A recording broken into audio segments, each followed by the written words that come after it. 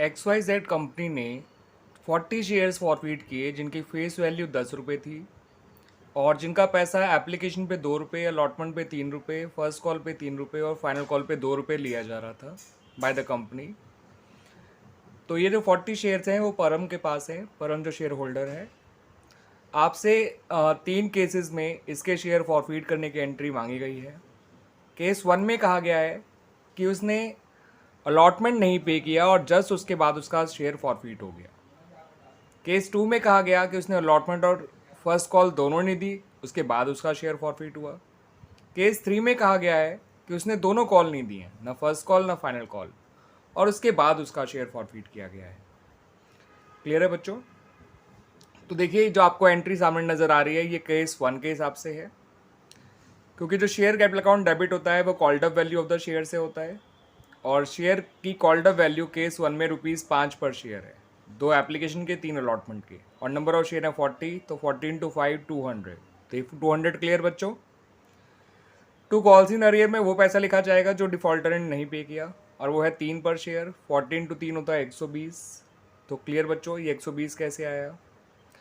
Forfeit share account में वो पैसा होता है जो डिफॉल्टर ने पे कर दिया था कंपनी को, लेकिन कंपनी वो पैसा उसको लौटाती नहीं है, ये पैसा फॉरफिट हो जाता है और कंपनी के पास ही रहता है। तो 40 × 2 80 इसमें आ जाएगा जो वो 2 एप्लीकेशन के दे चुका है। क्लियर बच्चों? ये हो गया केस 1। केस 2 को मैं देखिए, केस 2 में कॉल्ड अप वैल्यू हो जाएगी 8 पर शेयर, क्योंकि केस 2 में कंपनी फर्स्ट कॉल तक का पैसा मांग चुकी है। तो 240 × 8 आपका शेयर कैपिटल में आएगा 320।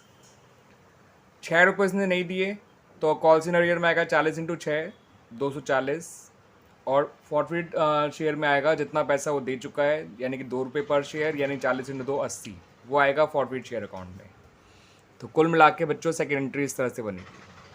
सेकेंड केस की फॉरफीचर की एंट्री ये है बच्चों। सेकेंड केस के फॉरफीचर की entry, share capital account debit होगा 320 रुपये से 40 × 8।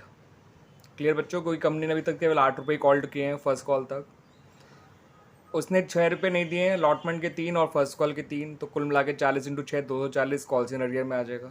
उसने सिर्फ 2 रुपये दिए हैं एप्लीकेशन के, तो वो फॉरफिट शेयर अकाउंट में चला जाएगा 40 × 2 80। क्लियर बच्चों?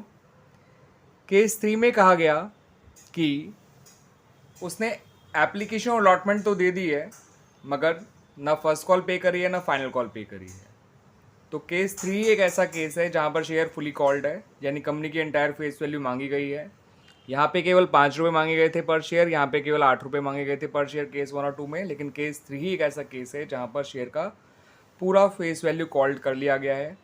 इसी को कहते हैं कि शेयर फुली कॉल्ड अप है, जब कंपनी एंटायर फेस वैल्यू मांग चुकी होती है। तो कैपिटल में तो आएगा 14 × 10 400, फॉरफिट शेयर अकाउंट में आएगा 14 × 5 2 एप्लीकेशन के 3 अलॉटमेंट के, कॉल इन अरियर में भी आएगा 14 × 5 3 फर्स्ट कॉल के और 2 सेकंड कॉल के, सेकंड एंड फाइनल कॉल के। तो 400 कैपिटल अकाउंट में डेबिट होगा, 200 कॉल इन अरियर में और 200 ही फॉरफिट शेयर अकाउंट में।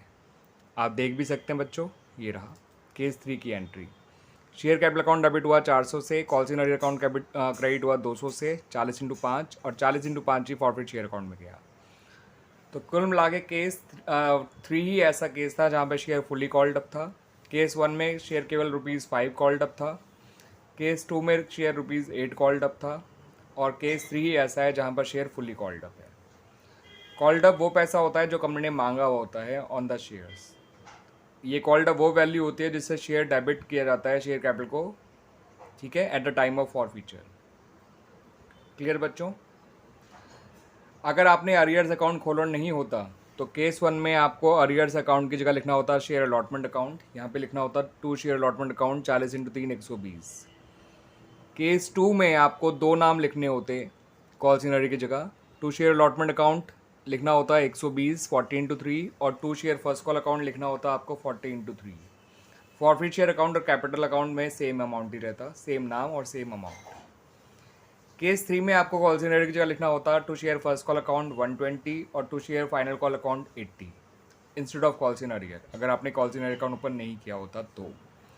लेकिन मैं खुद भी प्रेफर करता हूँ और मैं आगे भी सजेस्ट करता हूँ बच्चों को कि आप call in arrear account open कर लिया करिएगा, वो बेटर रहा करता है। ठीक है बच्चों, इससे कन्वीनियंस रहती है, सारे अरियर एक साथ लिख देना इज़ बेटर और एंट्री भी थोड़ी छोटी हो जाती है और ज़्यादा अंडरस्टैंडेबल हो जाती है as compare to without opening calls in earlier account. Clear बच्चों? इस वीडियो में इतना ही रखते हैं बच्चों। Thank you.